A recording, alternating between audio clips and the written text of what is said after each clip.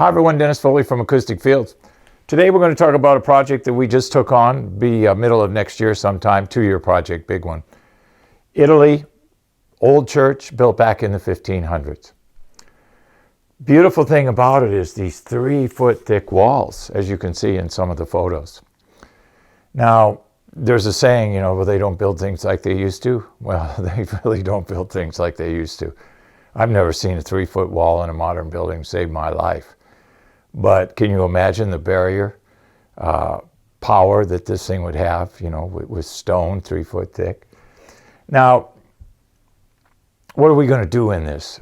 We're going to have small ensembles, maybe 3, 4, 5-piece groups playing, and then we're going to have a little bit larger venue with maybe up to 100 seats. It's still in the kind of design phase, and we're still trying to feel our way through what the real requirements are and what the room can support.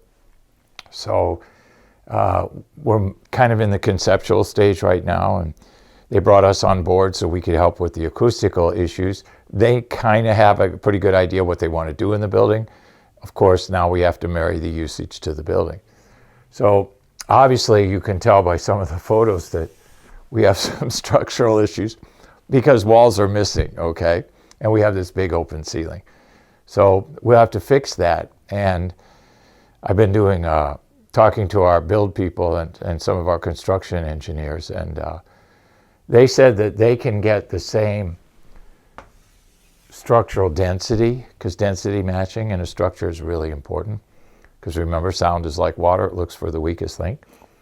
They can do the same thing that they took 3 foot 500 years ago, we can do in about 18 inches today, about 1.5 feet. So in 500 years, we've reduced that 3 foot down to 1.5 feet. So I guess that's progress. Obviously, our structural issues on the walls and the ceiling. What we also may do is we may divide it into 2 levels because, as you can see by the dimensions, I'm not quite sure on the width, 60 and 80, I know height and length. But we might, with that ceiling height, create 2 levels. We're not quite sure yet what direction we're going to go with it, but we're looking at it and seeing what the acoustical requirements will be, and then if they'll fit. Speaking of acoustical requirements, what we want to realize in projects like this, I don't know if any of you have ever been involved in historic projects with historic buildings. There's a whole set of rules and regulations that governments have about historical buildings.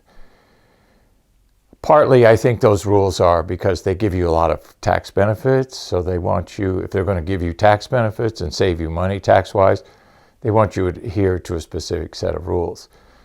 That's the way it is in the United States. I'm sure it's worse in Europe, okay?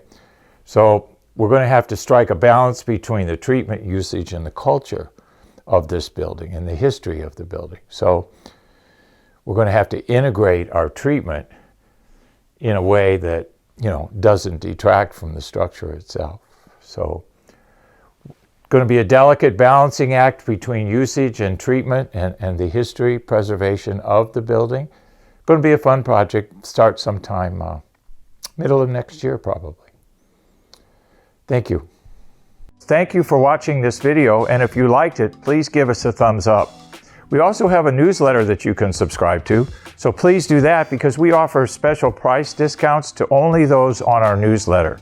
And then don't forget about our forum. We have started a forum on our own website where people ask questions, and I usually get a chance every couple of days to look at it. There's an interchange between people on the forum, and we'll give you real answers on a regular basis, so that'll help you. Thank you.